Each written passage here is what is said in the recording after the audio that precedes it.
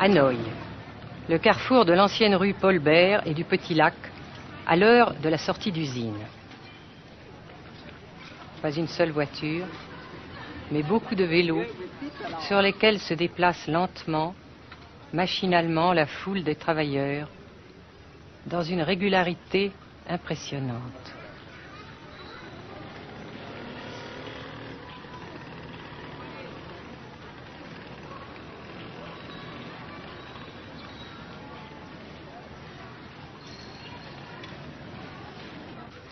La sensation que ce pays est anormal ne nous a pas quittés au Nord-Vietnam.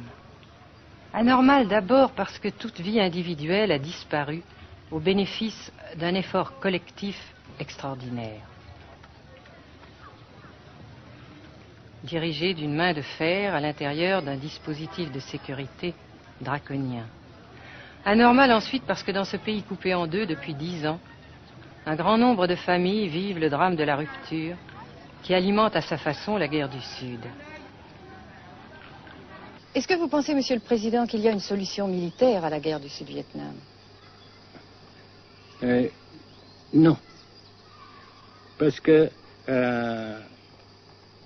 vous savez que le peuple Vietnam, c'est un. Et le pays du Vietnam, c'est un. Les Américains ont fait une guerre d'agression, comme qui dit, c'est une guerre non déclarée. Et, comme vous savez aussi, vous avez pu lire dans la presse, n'est-ce pas, mondiale, que plus la guerre prolonge, plus les Américains et leurs valets, n'est-ce pas, comment dire ça,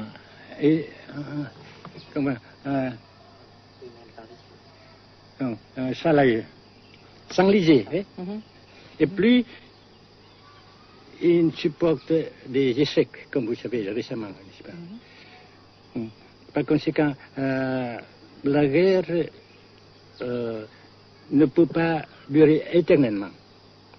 Et je suis très heureux que les politiciens haut placés français ont reconnu cela. Vous pensez que le général de Gaulle pourrait en quelque sorte, à un certain moment, arbitrer le conflit? Arbitrer, qu'est-ce que vous comprenez par le mot arbitraire? Nous ne sommes pas des équipes de football.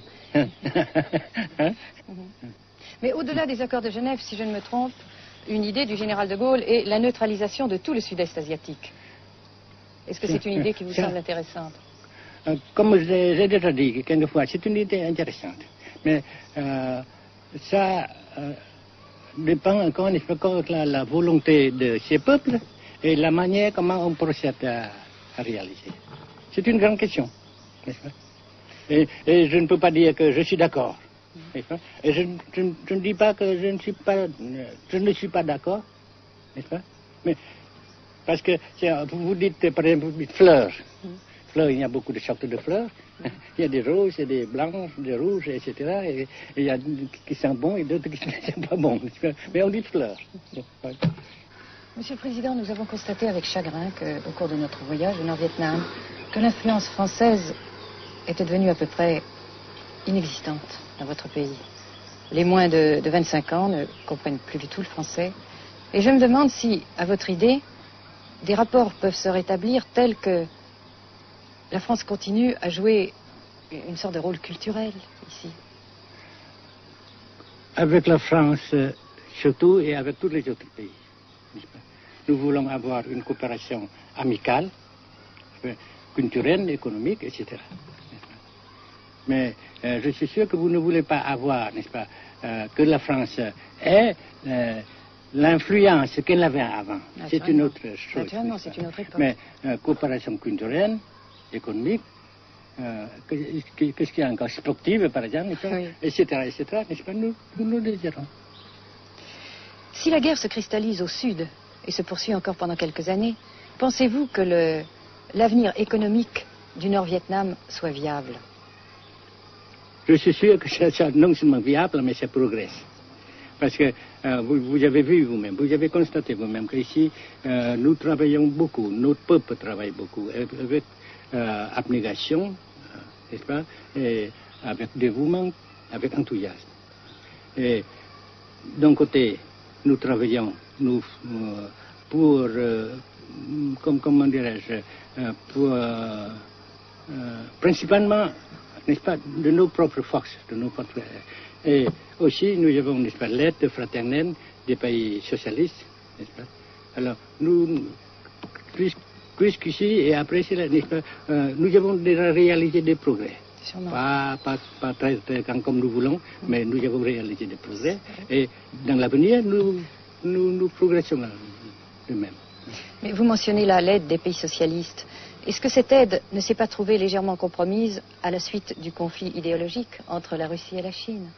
Non, parce que ces questions, n'est-ce pas, différences idéologiques entre nos différents partis frères, c'est nos affaires intérieures. Ça passera. Et l'unité, ça se fera. Mais l'aide fraternelle continue et continuera. Et c'est très précieux pour nous. Bien sûr. Mais certains ont l'impression chez nous, Monsieur le Président, que le Nord-Vietnam se trouve actuellement assez isolé, asphyxié même, et que politiquement, il pourra difficilement éviter de devenir une sorte de satellite de la Chine. Qu'est-ce qu'on peut répondre à cela? Jamais.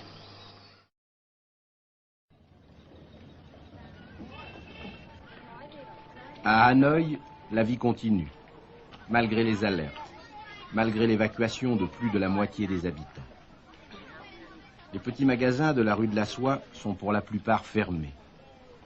Seule la trêve du Tête et ses fêtes de famille devaient redonner pour quelques jours un peu d'animation à la ville, avec la traditionnelle branche de pêcher en fleurs, symbole du nouvel an lunaire et du printemps tonkinois. La trêve, malheureusement, ne fut qu'un espoir déçu.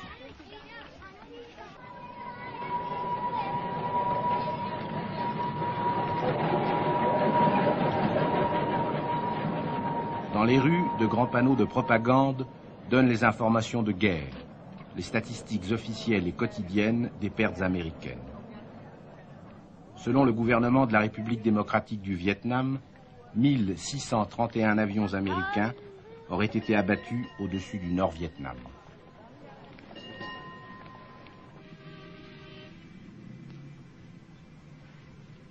Le grand pont d'Oumer, construction métallique de 2 km de long à la sortie nord-est de Hanoï, assure toujours la traversée du fleuve Rouge. Sa sauvegarde est capitale. La défense antiaérienne du Vietnam, tant redoutée par les pilotes américains, dispose de nombreuses fusées solaires de fabrication soviétique. C'est la première fois que nous pouvons vous les montrer. Les rampes mobiles de lancement sont déplacées chaque nuit afin de déjouer les repérages.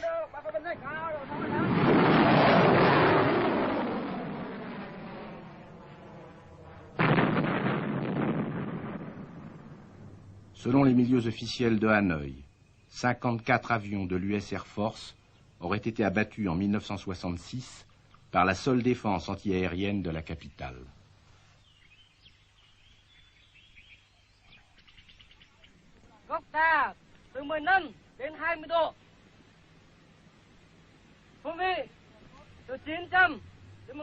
Pour la première fois également, nous avons pu voir les pilotes et les avions de chasse vietnamiens. Pour la plupart, leur formation a été assurée en URSS. L'état-major des forces aériennes du Vietnam se défend d'utiliser des pilotes ou des spécialistes étrangers. Les MiG-17 et 21 participent de plus en plus nombreux à la défense du Nord-Vietnam. Les résultats des combats aériens sont mal connus et contradictoirement mentionnés dans les communiqués vietnamiens ou américains.